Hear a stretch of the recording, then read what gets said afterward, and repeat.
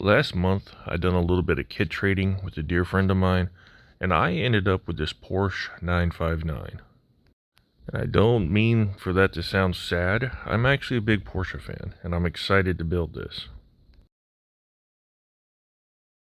From what I've seen, what I've heard, and what I've read, this being an older Tamiya kit, it's got some issues. Hopefully though, it's nothing that I can't fix to make this turn out somewhat decent looking. But as usual, we're just going to do a little unboxing here. We're going to quickly go through what's the box and then look at each sprue with a little bit closer detail. There's only 2 sprues here. Nervous laughter.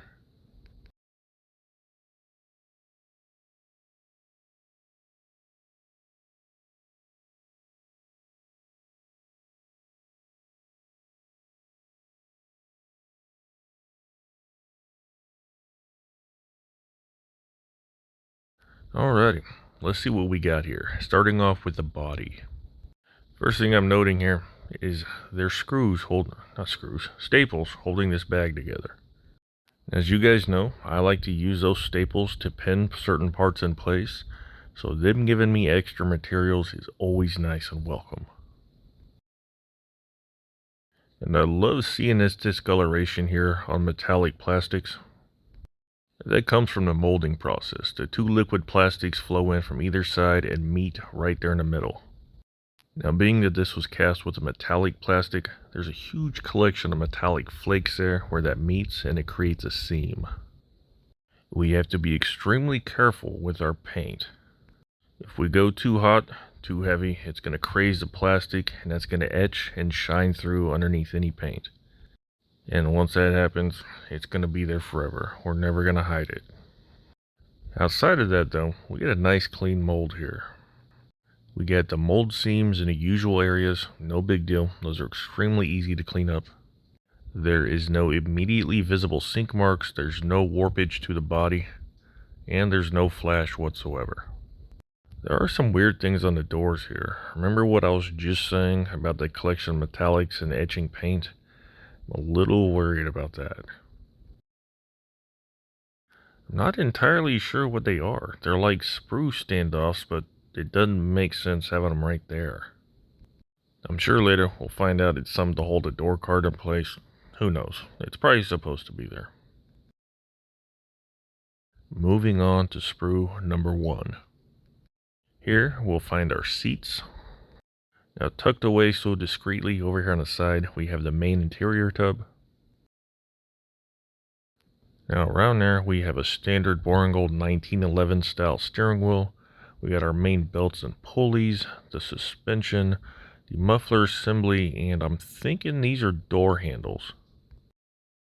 Below that we have the handbrake, the shifter, and a cross member of sorts.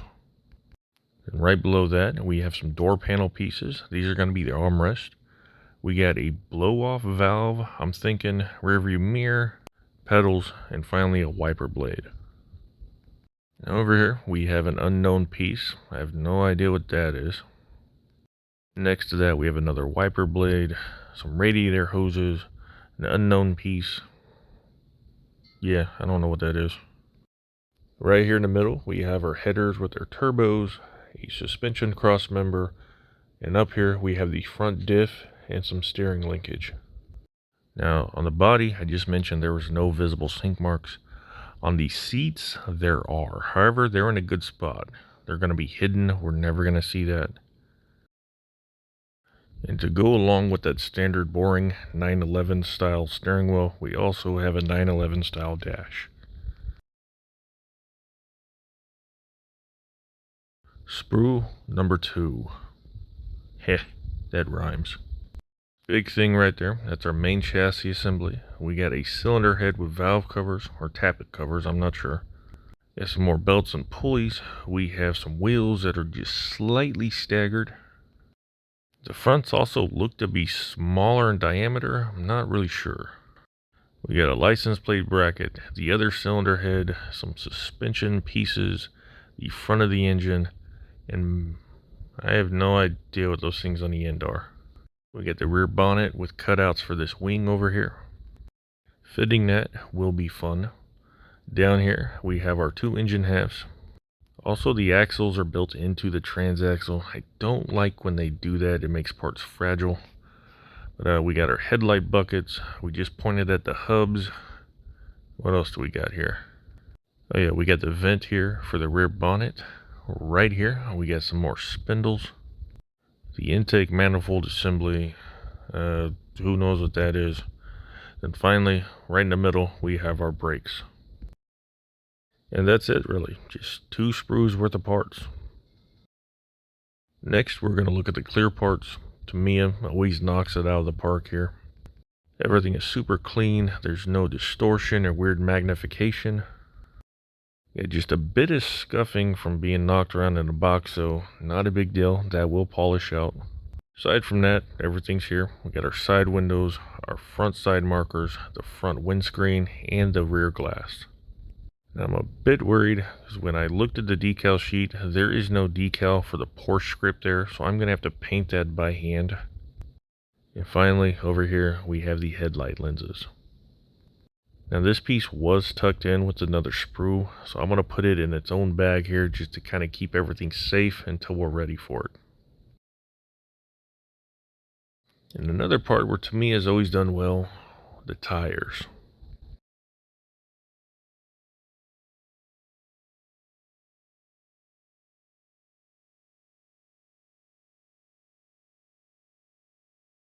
Let's zoom in here and see what we're looking at. We do see some branding here. Looks like we got some Dunlop tires. It looks to be on both sides. Bummer. I like just a plain black wall look on my builds. There's just a tiny bit of mohawk there from the casting process. Easily cleaned up. Now these were staggered, so let's look at the other ones here. And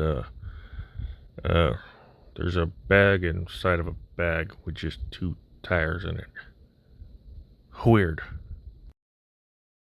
So let's zoom back out here and look at the other bag that was within a bag within a bag. Just some polycaps.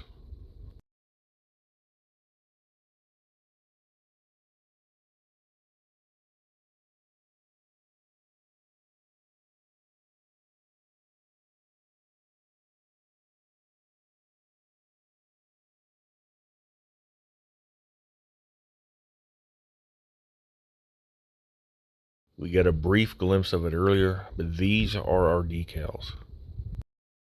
That's it. There's almost nothing here. Just tags, gauges, and a Porsche emblem for the front. Older Tamiya decals, they do not do that well. I'm thinking that number there is July of '92 when these were printed. Basically, I have zero hope for these decals being useful.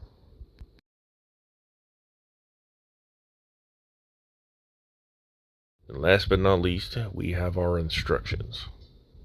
There's a little bit about the car there, if you want to pause this and read through all that. Inside, we're going to see the usual paint callouts. From there, I'm just going to go through each step here just to kind of see what we're in for.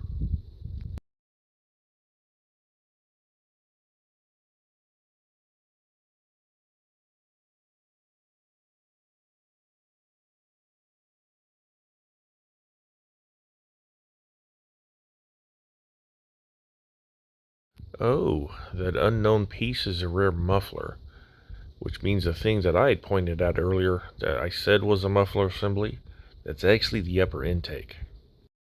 I failed you all. I'm sorry. So what I'm noticing here is a very minimalistic approach, much like they had done with the Ferrari F50.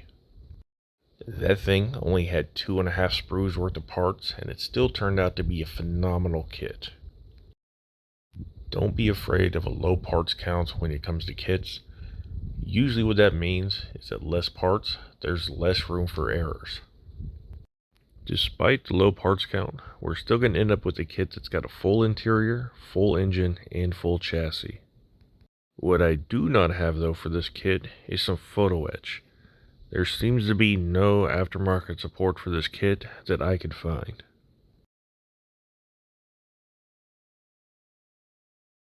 And that's it. Nice short unboxing. Not a lot of parts there to look at. I currently have a new toy on order that's going to help us assemble this thing. I'm super excited for that. Aside from that, oh, oops. When I zoomed out earlier, I zoomed out too far. Let's get that drink out of the way for any of the kids that are watching. This build will be a kind of sort of sponsored build. If the stars align and my schedule cooperates with me, I will be doing the best I can to build this live in the Build Lab Facebook group. If you have not joined that group on Facebook, there's a link in the description. What we do there is every night or every couple of nights, however often we can, we go live and just build with other builders. We talk, we share techniques, secrets, anything you could think of. So if that's something you guys are interested in, yeah, go join. The more the merrier. So, yeah, let's get to work.